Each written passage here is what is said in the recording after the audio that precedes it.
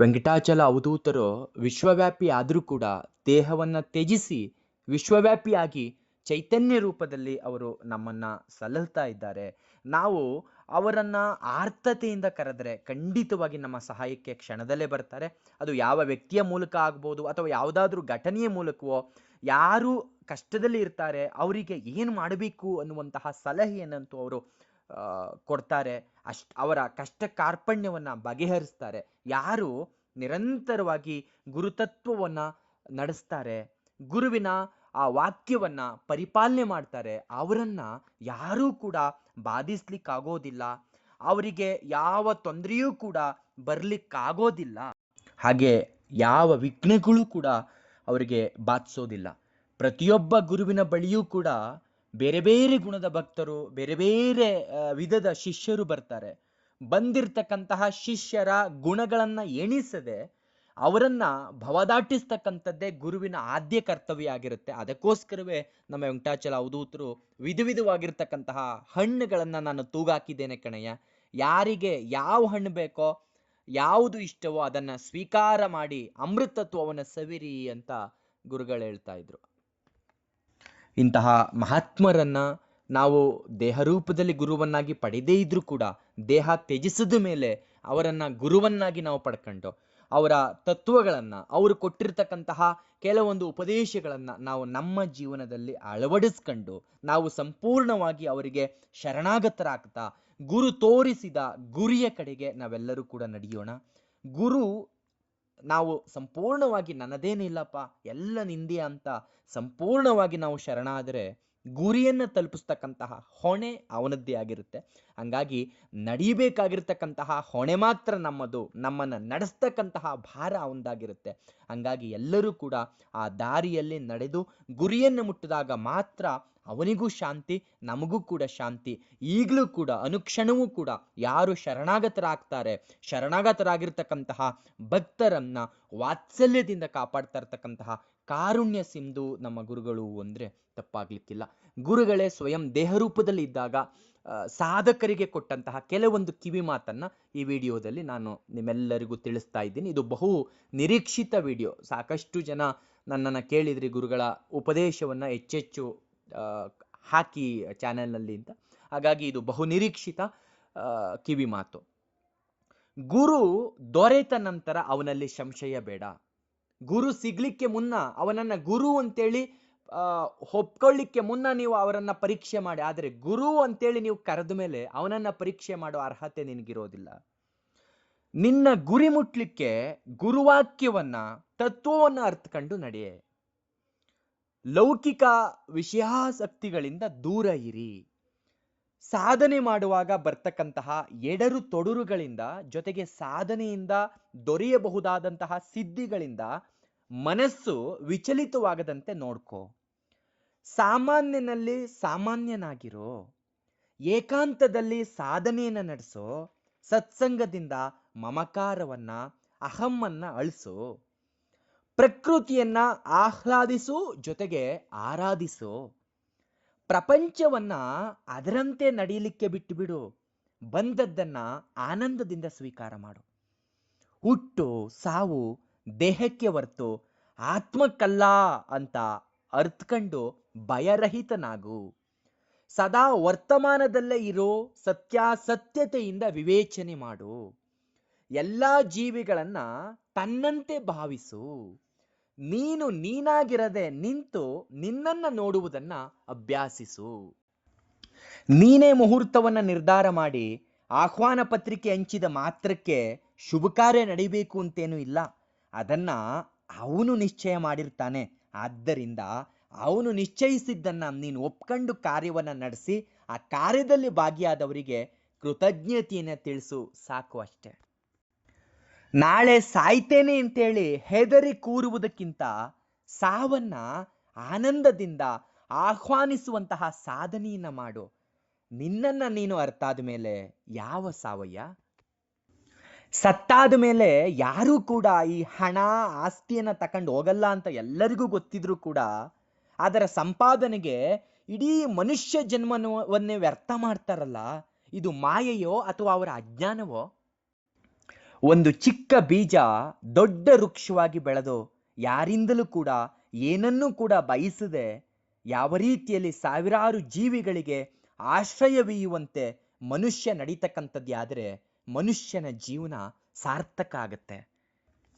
ನೀನು ಸತ್ತಾಗ ಅಳೋರಿಲ್ಲ ನಿನ್ನೊಂದಿಗೆ ಬರಲ್ಲಪ್ಪ, ಬರೋದೇನು ಅಂತ ತಿಳ್ಕೊಂಡು ಜೀವನ ನಡೆಸ್ಕೊಂಡ್ರೆ ನೀನು ಸತ್ತಾಗ ನೀನು ಅಳು ಆಗಿರೋದಿಲ್ಲ. ಅಂದ್ರೆ ದೇಹ ಭಾವನೆ ಉಳಿಯದಂತೆ ಸಾಧನೆ ನಡೆಸಬೇಕು ಅನ್ನುವಂಥದ್ದು ಇದರ ಮಾರ್ಮಿಕ ಅರ್ಥ. ಭಗವಂತ ಕೊಟ್ಟಿರ್ತಕ್ಕಂಥದ್ದನ್ನ, ಭಗವಂತ ನಡೆಸ್ತಕ್ಕಂಥದ್ದನ್ನ ನೋಡಿ ಆನಂದ ಪಡ್ತಕ್ಕಂಥವನೇ ನಿಜವಾಗಿರ್ತಕ್ಕಂತಹ ಜ್ಞಾನಿ. ಜಗದ್ಗುರು ಅಂದ್ರೆ ಜಗತ್ತೇ ಗುರು ಅಂತ ಅರ್ಥ. ಅದು ಒಬ್ಬ ವ್ಯಕ್ತಿಯನ್ನ ಸಂಬೋಧನೆ ಮಾಡುವಂಥದ್ದಲ್ಲ, ಅದು ವ್ಯಕ್ತಿಯಲ್ಲ. ಗುರು ಅಂದ್ರೆ ಜ್ಞಾನ, ಬೆಳಕು ಅಂತ ಅರ್ಥ. ದಾರಿಯನ್ನ ತೋರಿಸ್ತಕ್ಕಂಥವನು ಗುರುವೇ ಆಗಿದ್ರು ಕೂಡ ನಡೆಯಬೇಕಾದವನು ಶಿಷ್ಯನೇ. ಈ ಜಗತ್ತಿನಲ್ಲಿ ಇರ್ತಕ್ಕಂಥದ್ದೆಲ್ಲವನ್ನು ಕೂಡ ಅವನೇ ಸೃಷ್ಟಿ ಮಾಡಿರುವಾಗ ಯಾವುದು ಸರಿ, ಯಾವುದು ತಪ್ಪು, ಸರಿ ತಪ್ಪು ಎಲ್ಲಿದೆ, ಎಲ್ಲ ಬರೀ ಭಾವನೆ ಅಷ್ಟೆ. ಪವಾಡಗಳಿಗೆ, ಸಿದ್ಧಿಗಳಿಗೆ ಕವಡೆಯಷ್ಟು ಬೆಲೆಯನ್ನು ಕೊಡದೇ ಇರ್ತಕ್ಕಂಥವನು ಮೇಲೆ ಇರ್ತಾನೆ. ಇದು ಸಾಧನೆ ಮಾಡ್ತಕ್ಕಂಥವರಿಗೆ ಸಿಗ್ತಕ್ಕಂತಹ ಸಿದ್ಧಿಗಳ ಬಗ್ಗೆ ಗುರುಗಳು ಕೊಟ್ಟಂತಹ ಕಿವಿ ಮಾತು. ಚೈತನ್ಯ ಆರಾಧನೆ ಮಾಡ್ತಕ್ಕಂಥವರಿಗೆ ದೇವಸ್ಥಾನಗಳ ದರ್ಶನಕ್ಕಿಂತಲೂ ಕೂಡ ವೇದಿಕಾ ದರ್ಶನ ಒಳಿತು. ವೇದಿಕೆ ಅಂತ ಹೇಳಿದ್ರೆ ಸಾಧನೆಯನ್ನ ಮಾಡಿ ದೇಹವನ್ನು ತ್ಯಜಿಸಿರ್ತಕ್ಕಂತಹ ಬೃಂದಾವನ ಅಥವಾ ವೇದಿಕೆ. ಶ್ರಾದ್ದದ ಬಗ್ಗೆ ಶ್ರದ್ಧೆಯಿಂದ ಮಾಡ್ತಕ್ಕಂತಹ ಕಾರ್ಯ ಮಾತ್ರ ಶ್ರಾದ್ದ ಆಗುತ್ತೆ. ಶ್ರದ್ಧೆಯಿಂದ ಮಾತಾಪಿತರ ಸೇವೆಯನ್ನ ಅವರು ಬದುಕಿದ್ದಾಗಲೇ ಮಾಡಿ ಅವರ ಮನೋಭೀಷ್ಟಗಳನ್ನ ನಾವು ಪೂರೈಸಿದ್ರೆ ಅದೇ ನಿಜವಾಗಿರ್ತಕ್ಕಂತಹ ಶ್ರಾದ್ದ. ಅವರು ಸತ್ತ ಮೇಲೆ ಮಾಡ್ತಕ್ಕಂಥದ್ದು ಅದು ಕೇವಲ ಕರ್ಮ ಆಗತ್ತೆ ಹೊರತು ಶ್ರಾದ್ದ ಆಗೋದಿಲ್ಲ. ಸತ್ತ ಮೇಲೆ ಮಾಡ್ತಕ್ಕಂತಹ ಪಿಂಡ ಅದು ದಂಡ. ತನ್ನ ಹಾಗೂ ತನ್ನವರ ಚಿಂತೆಯನ್ನ ಬಿಟ್ಟು ಬೇರೆಯವರ ಬಗ್ಗೆ ಯೋಚಿಸ್ತಕ್ಕಂಥವನೇ ವಿರಾಗಿ. ಗುರುವಿನ ಪಾದ ಪೂಜೆಗಿಂತ ಗುರುವಿನ ಪದಪೂಜೆ ಮಾಡಿದರೆ ಸಾಧನೆಯಾಗುತ್ತೆ. ಯಜ್ಞ ಯಾಗಾದಿಗಳಿಂದ ಬರ್ತಕ್ಕಂತಹ ಪುಣ್ಯದ ಫಲಕ್ಕಿಂತ ನೊಂದ ಜೀವಿಗಳನ್ನ ಸಂತಸಗೊಳಿಸಿದಾಗ ಬರ್ತಕ್ಕಂತಹ ಪುಣ್ಯವೇ ಅಧಿಕ. ಎಲ್ಲಾ ಕಾರ್ಯಗಳು ಕೂಡ ತಲೆಯಿಂದಲೇ ನಡೀತಕ್ಕಂತಹ ಕಾರಣ ನಿನ್ನ ತಲೆಯನ್ನ ಗುರುವಿನ ಪಾದಕ್ಕೆ ಸಮರ್ಪಣೆ ಮಾಡು. ದೇವರನ್ನ ಕಾಣ್ಲಿಕ್ಕೆ ಅಲಿತಕ್ಕಂತಹ ಅಗತ್ಯ ಇಲ್ಲ. ನೀನಿರ್ತಕ್ಕಂತಹ ಜಾಗದಲ್ಲಿಯೇ ಆರ್ತತೆಯಿಂದ ಕೂಗು. ರಾತ್ರಿ ಆಗ್ತಕ್ಕಂಥದ್ದು ನಿದ್ದೆ ಮಾಡ್ಲಿಕ್ಕಲ್ಲ, ಬೆಳಿಗ್ಗೆ ಮಾಡಿರ್ತಕ್ಕಂತಹ ತಪ್ಪನ್ನ ಅವಲೋಕಿಸಿ ತಿದ್ದಿಕೊಳ್ಳಲಿಕ್ಕೆ. ಕಾಲಿಗೆ ಆಗ್ತಕ್ಕಂತಹ ಪಾದರಕ್ಷೆಗಿಂತ ನಾವು ಬಾಯಲ್ಲಿ ಬಳಸ್ತಕ್ಕಂತಹ ಪದಗಳು ಮುಖ್ಯ, ಪದರಕ್ಷೆ ಮುಖ್ಯ. ಪಂಚಾಂಗ ಬರೀತಕ್ಕಂಥವನು, ಕುಂಡ್ಲಿಯನ್ನ ಹಾಕ್ತಕ್ಕಂಥವನು, ಜಾತಕವನ್ನ ನೋಡ್ತಕ್ಕಂಥವನು ಎಲ್ಲರೂ ಕೂಡ ಮನುಷ್ಯನೇ. ಎಲ್ಲ ಇವನೇ ಹೇಳೋದಾದ್ರೆ ಅವನಿಗೇನು ಕೆಲಸ? ಮಾನವ ಜನ್ಮ ದೊಡ್ಡದ್ದು, ಆದರೆ ಮಾನವ ಧರ್ಮವನ್ನು ಅನುಸರಿಸ್ತಕ್ಕಂಥದ್ದು ಬಹಳ ಕಷ್ಟ. ಪಂಚಭೂತಗಳಿಂದಾಗಿರ್ತಕ್ಕಂತಹ ಶರೀರದೊಳಗೆ ಅಗ್ನಿ, ನೀರು ಎಲ್ಲ ಇರುವಾಗ ಹೊರಗಿನಿಂದ ನನ್ನನ್ನ ನೀರು ಶುದ್ಧಿ ಮಾಡಬೇಕೆ? ಮನಸ್ಸು ಶುದ್ಧವಾಗಿದ್ದರೆ ಅದೇ ಸಾಕು, ಅದೇ ಮಡಿ. ಸರ್ವರ ಹಿತವನ್ನ ನೀನು ಬಯಸೋದಾದ್ರೆ ನಿನ್ನ ಹಿತವನ್ನ ಅವನು ಬಯಸ್ತಾನೆ, ಜೊತೆಗೆ ಅವನು ಕಾಯ್ತಾನೆ ಕೂಡ. ಬೇರೆಯವರಿಗೆ ಹೇಳುವಂತಹ ಅರ್ಹತೆ ಇದ್ದರೆ ಹೇಳು, ಇಲ್ಲದಿದ್ದರೆ ತೆಪ್ಪಗಿರು. ಕನ್ನಡಿ ಹಿಡಿಬೇಕಾದದ್ದು, ಕಾವಿ ಹಾಕಬೇಕಾಗಿರುವಂಥದ್ದು ಮನಸ್ಸಿಗೆ ಹೊರತು ದೇಹಕ್ಕೋ ದೇಹದ ಅಂಗಗಳಿಗೋ ಅಲ್ಲ. ವೈದ್ಯ ಮತ್ತು ಜ್ಯೋತಿಷಿ ಇಬ್ಬರಿಗೂ ಕೂಡ ಆಯಸ್ಸನ್ನ ತುಂಬಲಿಕ್ಕೆ ಆಗೋದಿಲ್ಲ. ಮಾಡಿರ್ತಕ್ಕಂತಹ ಪಾಪಕರ್ಮಗಳನ್ನ, ಪ್ರಾರಬ್ಧವನ್ನ ಯಜ್ಞ ಯಾಗಾದಿಗಳಿಂದಲೇ ಕಳೆಯುವಂತಿದ್ರೆ ಕೈಲಾಸ, ವೈಕುಂಠ ಎಲ್ಲ ಭೂಲೋಕದ ಸಾಹುಕಾರರ ಸೊತ್ತಾಗಿರ್ತಾ ಇತ್ತು. ನಿನ್ನ ಹೊರಗೆ ಇರ್ತಕ್ಕಂತಹ ಕಣ್ಣಿನಿಂದ ನೀನು ಸತ್ಯವನ್ನ ಕಾಣಲಾರೆ. ನಿನಗನಿಸ್ತಕ್ಕಂಥದ್ದು ಎಲ್ಲವೂ ಕೂಡ ಸತ್ಯ ಅಲ್ಲ. ನಿನ್ನೊಂದಿಗೆ ಕೊನೆಯವರೆಗೆ ಇರ್ತಕ್ಕಂಥದ್ದು ಬರುವುದನ್ನ ಸತ್ಯ ಅಂತ ನೀನು ತಿಳಿಬೇಕು. ಇರ್ತಕ್ಕಂಥದ್ದನ್ನ ಬದಲಾಯಿಸಬೇಡ. ಯಾಕೆ ಅಂದ್ರೆ ಅದು ಯಾಕಿದೆ ಅನ್ನುವಂಥದ್ದು ನಿನಗೆ ತಿಳಿದಿಲ್ಲ. ಹಿಂದಾದದಕ್ಕೆ ಬರೀ ಚಿಂತಿಸುತ್ತಾ ಮುಂದಾಗಬೇಕಿರ್ತಕ್ಕಂತಹ ಸಾಧನೆಯನ್ನ ಬಿಡಬೇಡ. ನೀನು ಮಾಡಬೇಕು ಅನ್ಕೊಂಡಿರ್ತಕ್ಕಂತಹ ಅಥವಾ ಸಾಧಿಸಬೇಕು ಅನ್ಕೊಂಡಿರ್ತಕ್ಕಂತಹ ಸದ್ವಿಚಾರವನ್ನ ಕೂಡಲೇ ಮಾಡಿ ಮುಗಿಸಲು ಪ್ರಯತ್ನ ಮಾಡು. ನಾಳೆ ಅಂದ್ರೆ ಅದು ಹಾಳು. ಆದ ಕಾರಣ ಗುರುವಿನ ಅಪ್ಪಣೆಯನ್ನ ಪಡೆದು ಆ ಕ್ಷಣದಿಂದಲೇ ಕಾರ್ಯಪ್ರವೃತ್ತನಾಗು. ನಿನ್ನ ಜೀವನದಲ್ಲಿ ಒಂದು ಸಾರಿ ಕಳೆದೋದಂತಹ ಕಾಲ ಮತ್ತೆ ಬರಲಾರದು. ಸಹಾಯವನ್ನ, ಪ್ರೀತಿಯನ್ನ, ಪ್ರೇಮವನ್ನ ಯಾವುದೇ ನಿರೀಕ್ಷೆ ಇಟ್ಟುಕೊಳ್ಳದೆ, ಏನನ್ನೂ ಕೂಡ ಬಯಸದೆ ಹಂಚು. ಸನ್ಯಾಸ ಅಂದ್ರೆ ಮನಸ್ಸಿನ ಆಸೆ ಆಕಾಂಕ್ಷೆಗಳನ್ನ ತ್ಯಾಗ ಮಾಡುವಂತ ಅರ್ಥ. ಭಗವಂತ ಅಥವಾ ಗುರು ಬೇಕು ಅಂತ ಹೇಳಿದ್ರೆ ಬಾಳನ್ನ ಹಣ್ಣು ಮಾಡಿ ಅರ್ಪಿಸ್ಬೇಕು, ಕಾಯವನ್ನ ಹಣ್ಣು ಮಾಡಿ ಅರ್ಪಿಸ್ಬೇಕು. ಅದಕ್ಕೋಸ್ಕರವೇ ಹಬ್ಬ ಹರಿದಿನಗಳಲ್ಲಿ ಬಾಳೆ ಎಲೆ ಮೇಲೆ ಊಟವನ್ನ ಬಡಿಸ್ತಾರೆ. ಅದರ ಅರ್ಥ ಬಾಳು ಎನ್ನುವಂತಹ ಎಲೆಯ ಮೇಲೆ ಸಿಹಿ ಅನ್ನುವಂತಹ ಸಂತೋಷವನ್ನ ಹಾಗೂ ಖಾರ ಮತ್ತು ಉಪ್ಪು ಎನ್ನುವಂತಹ ದುಃಖವನ್ನ ಒಂದೇ ರೀತಿ ತೆಗೆದುಕೊಳ್ತಕ್ಕಂಥವನಿಗೆ ಭಗವಂತ ಬೇಗನೆ ಸಿಗ್ತಾನೆ ಎನ್ನುವಂತಹ ಅರ್ಥ ಅದು. ಒಂದು ಹೂವನ್ನು ಅಥವಾ ಒಂದು ಪತ್ರೆಯನ್ನು ಕುಯ್ದು ನಂತರ ಅದನ್ನ ಮೊದಲಿನಂತೆ ಗಿಡಕ್ಕೆ ಅಂಟಿಸ್ಲಿಕ್ಕೆ ನಮಗೆ ಸಾಧ್ಯ ಇಲ್ಲ ಅಂದಾಗ, ಪ್ರಕೃತಿಯನ್ನ ಬೆಳೆಸಿರ್ತಕ್ಕಂತಹ, ಪ್ರಕೃತಿಯಿಂದ ಬೆಳೆದಿರ್ತಕ್ಕಂತಹ ಗಿಡದಿಂದ ರಾಶಿ ರಾಶಿ ಹೂವನ್ನ, ಪತ್ರೆಯನ್ನ ಕೀಳ್ಲಿಕ್ಕೆ ಯಾರು ಹೇಳಿದ್ದಾರೆ? ಒಂದು ಹೂವನ್ನ ಅಥವಾ ಒಂದು ಪತ್ರೆಯನ್ನ ಇಟ್ಟು ಪೂಜೆ ಮಾಡಿದ್ರೆ ಶಿವ ಬೇಡ ಅಂತಾನ? ಲಕ್ಷ ಬಿಲ್ವಾರ್ಚನೆಯನ್ನ ಮಾಡ್ತೀನಿ ಅಂತ ಒಬ್ಬ ಗುರುಬಂಧುಗಳು ಗುರುನಾಥರನ್ನ ಕೇಳದಂತಹ ಸಂದರ್ಭದಲ್ಲಿ ಹೇಳಿದಂತಹ ಉತ್ತರ ಇದು.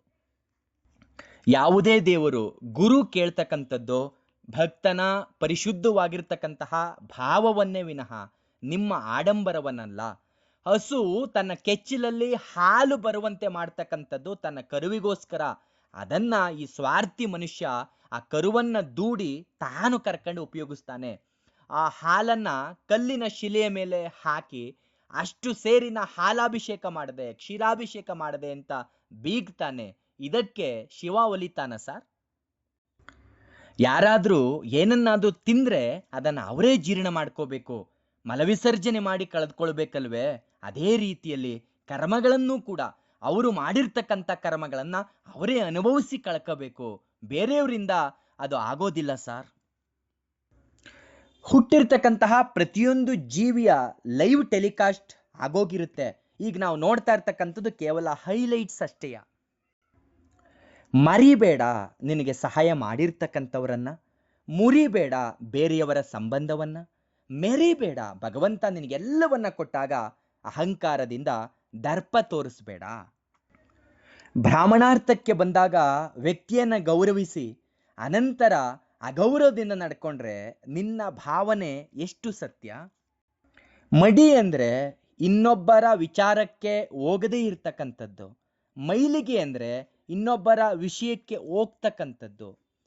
ಈ ದೇಹ ಅಂತಕ್ಕಂತಹ ಮರದಲ್ಲಿ ವಿಷಯಾಶಕ್ತಿ ಎನ್ನುವಂತಹ ಹಸಿ ಕಟ್ಟಿಗೆಗಳು ಚೆನ್ನಾಗಿ ಒಣಗಿದ್ದಲ್ಲಿ ಸುಲಭವಾಗಿ ಭವಸಾಗರವನ್ನ ದಾಟಬಹುದು.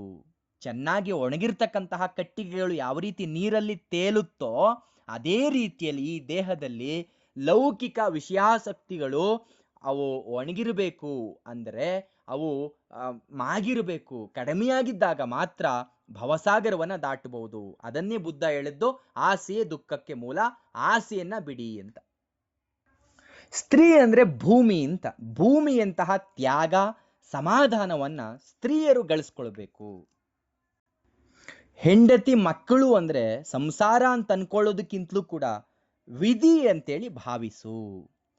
ಸಂತರ್ಪಣೆ ಅಂದ್ರೆ ಸಂತರಿಗೆ ಅರ್ಪಣೆ, ಸಮಾರಾಧನೆ ಅಂದ್ರೆ ಸಮನಾದ ಆರಾಧನೆ. ಪಶ್ಚಾತ್ ಎಂದರೆ ಅದಾದ ನಂತರ, ತಾಪ ಅಂದ್ರೆ ಶಾಖ, ಅಂದ್ರೆ ಕ್ರಿಯೆ ನಡೆದ ನಂತರ ಕೊರಗ್ತಕ್ಕಂಥದ್ದೇ ಪಶ್ಚಾತ್ತಾಪ. ಬ್ರಾಹ್ಮಣ ಅಂದ್ರೆ ಸದಾ ತೃಪ್ತನಾಗಿರ್ತಕ್ಕಂಥದ್ದು. ಬ್ರಹ್ಮಜ್ಞಾನಿಗೆ ಇತ್ತ ಭೋಜನವೇ ಬ್ರಹ್ಮ ಭೋಜನ. ಬಾಯಲ್ಲಿ ಹೇಳ್ತಕ್ಕಂತಹ ವೇದಾಂತಕ್ಕಿಂತಲೂ ಕೂಡ ವೇದಾಂತದಲ್ಲಿ ಯಾವ ರೀತಿ ಹೇಳಿದ್ದಾರೆ ಅದೇ ರೀತಿಯಲ್ಲಿ ನಡೀತಕ್ಕಂಥದ್ದೇ ಮುಖ್ಯ. ಸ್ತ್ರೀ ಗುಣವನ್ನ ನೋಡ್ಲಿಕ್ಕೆ ಬರೀ ಕುಂಡಲಿಯೊಂದೇ ಸಾಲದು. ಧನ್ಯವಾದ ಅಥವಾ ಕೃತಜ್ಞತೆಯನ್ನ ಮಾತಿನಲ್ಲಿ ಥ್ಯಾಂಕ್ಸ್ ಹೇಳಿ ವ್ಯಕ್ತಪಡಿಸಬಾರದು. ಅದನ್ನ ಹೃದಯದಲ್ಲಿ ಇಟ್ಕೊಂಡಿರ್ಬೇಕು. ಬಾಯಿಂದ ಹೇಳಿದಾಗ ಆ ಭಾವನೆ ಹೃದಯದಲ್ಲಿ ಹೆಚ್ಚು ದಿನ ಉಳಿಯೋದಿಲ್ಲ. ಹೃದಯದಲ್ಲಿ ಆ ಭಾವನೆಯನ್ನು ಉಳಿಸ್ಕೊಂಡು ಅವರಿಗೆ ಕಷ್ಟ ಬಂದಾಗ ಸಹಾಯ ಮಾಡ್ತಕ್ಕಂಥದ್ದೇ ನಿಜವಾದ ಧನ್ಯವಾದ ಅಥವಾ ಕೃತಜ್ಞತೆ. ಎಲ್ಲ ತಿಳಿದಿದ್ರೂ ಕೂಡ ಸುಲಭವಾಗಿ ಸಾಮಾನ್ಯನಂತೆ ಇರುವುದನ್ನು ಅಭ್ಯಾಸವನ್ನ ಮಾಡು. ಎಲ್ಲ ತಿಳಿದಿದೆ ಎಂದಾದರೆ ಸಾಧನೆಯಲ್ಲಿ ಮುಂದುವರಿಯಲಾರೆ. ಪ್ರಪಂಚ ಇರ್ತಕ್ಕಂಥದ್ದೇ ತಿಳಿಲಿಕ್ಕೆ ಇದೆ ಅಂತೇಳಿ ಭಾವಿಸಿ ಜಗತ್ತನ್ನು ಅಭ್ಯಾಸವನ್ನ ಮಾಡ್ತಾ ಜಗತ್ತಿನ ಆದಿ ಅಂತ್ಯದ ರಹಸ್ಯವನ್ನ ಭೇದಿಸು. ಗುರುಗಳ ಇನ್ನೊಂದಷ್ಟು ವಿಚಾರಧಾರೆಗಳು, ತತ್ವಗಳಿದಾವೆ. ಅದನ್ನ ಮುಂದಿನ ವಿಡಿಯೋದಲ್ಲಿ ಆ ಬಗ್ಗೆ ಮಾಹಿತಿಯನ್ನು ಕೊಡ್ತೇನೆ ಅಂತ ಹೇಳ್ತಾ ಇವತ್ತಿನ ಈ ಗುರುಗಳ ಕಿವಿ ಮಾತನ್ನ ಇಲ್ಲಿಗೆ ನಿಲ್ಲಿಸ್ತಾ ಇದ್ದೇನೆ.